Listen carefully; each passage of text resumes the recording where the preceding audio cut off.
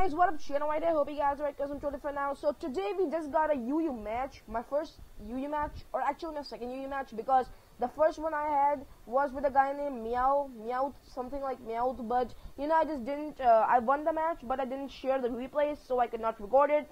So what the hell, but you know, this is my second replay match, or second UU match actually, sorry for that correction it was. So it was with a guy named Darmanitan14. I just found it on the Showdown server by the gradual process. So at this point, I just wanted to introduce this new thing that I'm gonna do with all the Showdown battles. Usually, I just don't let you guys see all the whole of my team and the opponent's team. But this time, I know I was pretty dumb. The whole time I thought, you have to do some editing and stuff to just show the whole team and the opponent's team. But it just appears that it's pretty simple. You just click sometimes reset and play the thing, and sometimes the team and the opponent's team comes together on the screen, and you can just pause it, just pause the thing and just explain it all like I'm doing right now. So first of all, on my team I had a Xatu, which was pretty common in Yu-Gi-Oh, I believe. It was a specially defensive Xatu, and it could wall any attack, I believe, because as you will see, it can wall any attack. And it was having the common moves, Psychic, Dual Pick, Thunder Wave, and Roost. So next up comes my Bronzong. So this Bronzong was a big threat to all of his team, I believe. Or yeah, because his Crocodile cannot touch my Bronzong, because I have the Levitate ability, so that's pretty good. And my Bronzong was a specially defensive wall. It can take any hit, I believe. It can wall any hit, except especially hit from any fire type move like Fire Blast. 2-2 specially attack with max special attack with Adamant Nature Fire Blast. I believe it cannot take that much attack, but it can take usually all of the attack that my opponent's team had. Next up comes my Blastoise. He was a physically defensive Blastoise. This Blastoise can wall any attack, I'm literally meaning any attack. It was bold natured, I believe, and bold, and it was what I was saying, max especially defensive and max defensive Blastoise, and it can take any attack from a grass type Pokemon. You can say like 2 to 3 Giga Drains. It can easily take. I've experimented with it. Because the thing I'm just showing you all my team this time is because I've done a lot of hardships to create this team, basically keeping in mind all the tactics and everything, and basically everything. And the rest of my team is just normal. There's Houndoom, who is a fast special sweeper. Then comes my Lilligant, which is also a fast special sweeper. But the main attacker on this team is my Heracross. It is a choice Scarved, Adamant Natured, max specially attack, and max attack natured, and it can just completely destroy anything. I believe because it has like close combat and Adamant Natured, max specially attack, max attack, choice Carved Heracross. I believe it can destroy anything on the anything with its close combat, or Mega Horn, which has. Next up, Lilligant. It is also a good one. It is having the ability Own Tempo, which does not confuse him from using the Petal Dances. That is good. It is the normal dual dance set with Hypnosis, Sleep Powder combined, and also has that a special thing which most of you guys do not have not seen in the Lilligants. All of you just experts, I guess, you might not have seen with Lilligant, that it has a hidden power. You know what? I'll just tell you the surprise in the battle only, because you will see that little surprise just ramshackled his whole team pretty hard at the end. So first of all, let's not click the resume button, and let's begin the whole battle. So first of all, he's gonna lead it with his Mienshao. I'm just gonna lead it with my Blastoise just to counter anything he has. Now he goes for the Mienshao. I know it will go for the high jump kick or any fine type moves. So I would basically go for the Xatu to just less the amount of damage. But it reveals to me that he has the fake out just to flinch me. What the hell, What the hell? Why do you have this fake out? I mean, I just don't know what use does that thing have. But then he goes into, I'll just pause this thing. What? Why did I reset this thing? Sorry, man. Sorry for the whole trouble you guys went through. I can just skip to the whole turn and this turn. And right now at this point, yep. At this point he uses the Stone Edge. Well, I just didn't believe that my Xatu could take an Stone Edge, but this thing has as I told you, it was specially defensive, so I believe it could take. So he goes for the Stone Edge, and then I can just go for the Psychic. I just didn't know the psychic would OHKO this Mienshao. I know Mienshao has not that good defenses, actually very bad defenses, and Zaru has less attack, so I guess that was leveling up equally, and it just OHKOs that Mienshao straight in the face. Now it goes into Crocodile. So this Crocodile, I thought, this thing was a normal Crocodile with Quench and Earthquake, so I did go into my Heracross to take the predict Quench as it did. And at this point, the Quench did 29%, which is a respectable, non-respectable amount. But what the hell, man? This thing, this Quench was like -4 in 2 for my Heracross because this thing was bug and fighting. But seriously, he did like 29%. So I just thought, this may be a choice banded, Adamant Crocodile, I believe. So what the hell? I just go for the close combat because it would just ramshackle the whole Crocodile. But he goes into his own Bronzong, and it does 48%, which is a remarkable amount to a Bronzong, which is a Steel and Psychic one, neutral, the damage is neutral. So I just, switch out into my own Bronzong to wall any out of his hits or anything. He predicts that well, but he goes into his Toxic, but he didn't know I would go into my Bronzong because Toxic on a Steel type is just 0 effectiveness. So now he goes for his Stealth Rocks. I go for my Hypnosis because that was my main plan, to just make the thing asleep. Because on my team, only my Houndoom could touch this Bronzong basically, or, just fuck this thing. But really, I just didn't plan to send out my Houndoom just yet. So now he just goes into his own Chandelure after recognizing that I have the, predicted Hypnosis. Then I just take this thing as a good, a good chance to go for my own rocks. Then he goes for the substitute. I go for the Earthquake, and he doesn't know, or I believe he knows, because Bronzongs are usually accompanied with the Earthquakes. And his sub faded, so that was a complete waste of the turn. Actually, not a waste, good for me. So he goes for the Flamethrower, the 67%, because I know Chandelure is a big max special attack thing, because Chandelure can just, ramshackle everything. I even used Chandelure at my Black version 2 game, in my Nintendo DS version, so what the hell.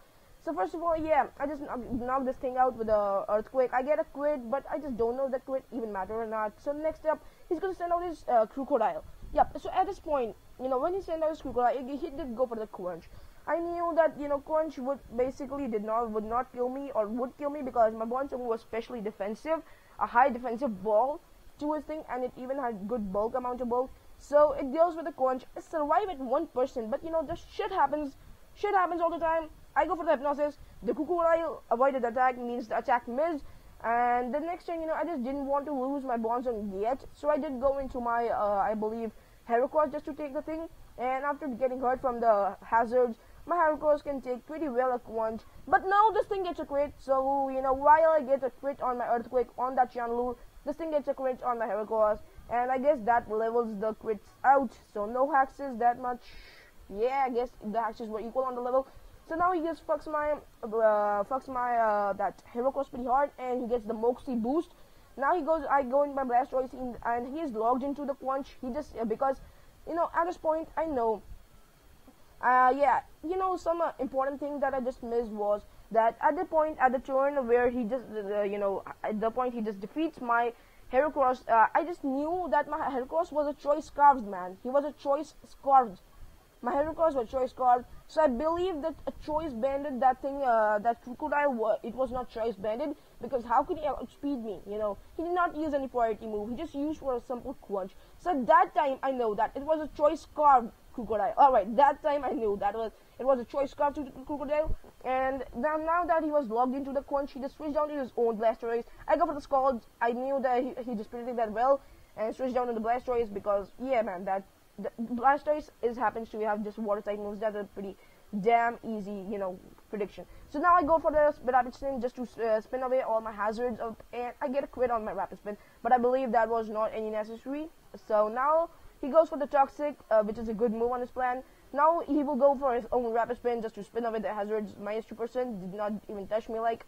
But now I will go for the Dragon Tail because I know I cannot handle it. Blastoise, it will be a pain in the ass, and I will gradually be fainted from the toxic, toxic damage gradually.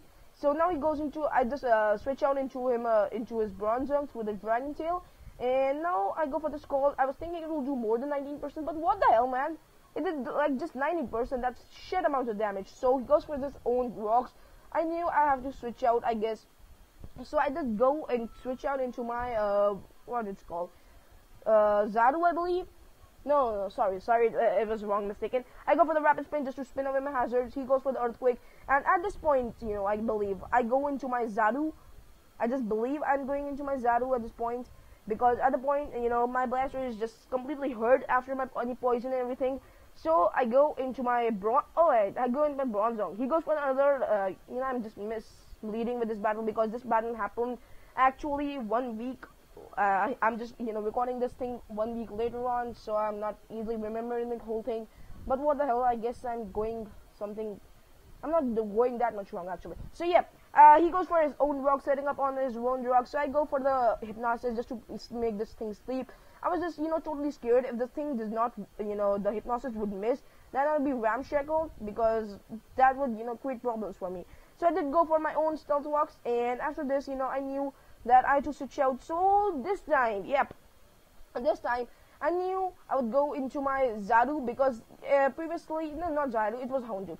So I go into my Houndoom, which was not even touched once. So right now I go for the nasty plot just to raise my spell attack, and my Houndoom is a fast special sweeper. So I know one fire blast after a nasty plot can easily take this thing Bronzong easily down, and he would not have this time, to go for the earthquake, and even his hypnosis miss. So that was all advantage for me. So now I'd go for the fire blast.